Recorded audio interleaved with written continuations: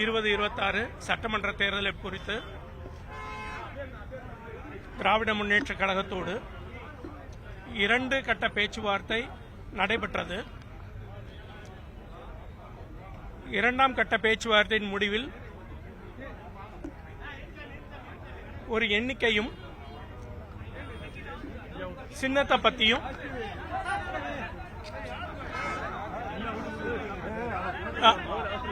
சின்னத்தை பத்தியும் ஒரு நிமிஷம்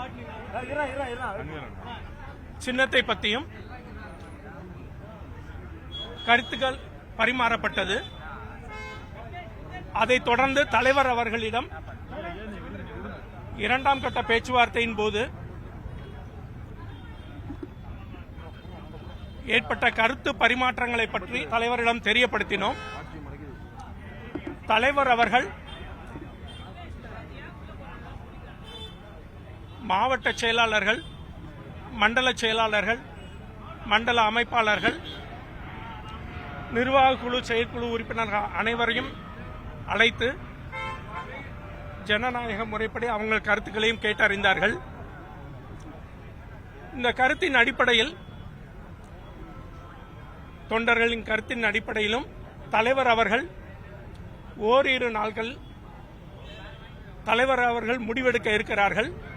தலைவர் எடுக்கும் முடிவுக்கு நிர்வாக குழு, செயற்குழு, கட்சியின் அனைத்து நிர்வாகிகள், மாவட்ட செயலாளரிலிருந்து தொண்டர்கள் வரைக்கும் அனைவரும் செயல்படுத்த ஆவலாக இருக்கிறோம், தயாராக இருக்கிறோம். நிர்வாகிகள் என்ன கருத்தை முன் வச்சாங்க சார்? டார்ச் சின்னத்திலேயே தொடர்ந்து அந்த தேர்தலை சந்திக்கிறாங்களா? இல்ல அதுல 100% மக்கள் நீதி மையம் டார்ச் சின்னத்தில் தான் போட்டியிட வேண்டும் என்பதை ஒட்டுமொத்தமாக வலியுறுத்தினார்கள் தலைவரிடம். தலைவர் இந்த கருத்துக்கள் எல்லாம் கேட்டறிந்து கொண்டார்கள். ஓரிரு நாள்ல முடிவு சொல்வதா சொல்லியிருக்கிறாங்க.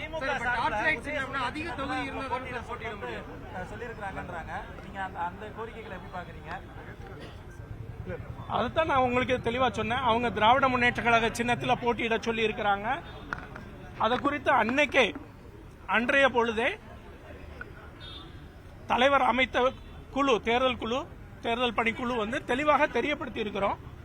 மக்கள் நீதி மையம் டார்ச் சின்னத்தில் தான் போட்டியிடும் என்பதை வலியுறுத்திட்டு வந்திருக்கிறோம். அடுத்து மாவட்ட செயலாளர்கள், நிர்வாகிகள் அனைவர்கிட்டையும் அதே கருத்துக்களை எல்லாத்தையும் கேட்டு அறிந்தார்கள். அவங்களும் அதே கருத்தில் தான் இருந்தாங்க. தலைவர் அதை கேட்டு அறிந்து கொண்டார்கள்.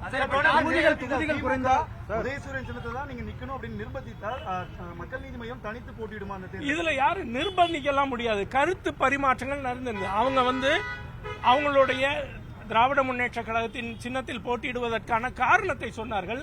நாங்கள் மக்கள் நீதி மையம் டார்ச் சின்னத்தில் போட்டியிடுவதற்கான காரணத்தை நாங்கள் சொல்லியிருக்கிறோம். இது நிர்பந்தம் இங்க எங்கேயுமே இல்லை.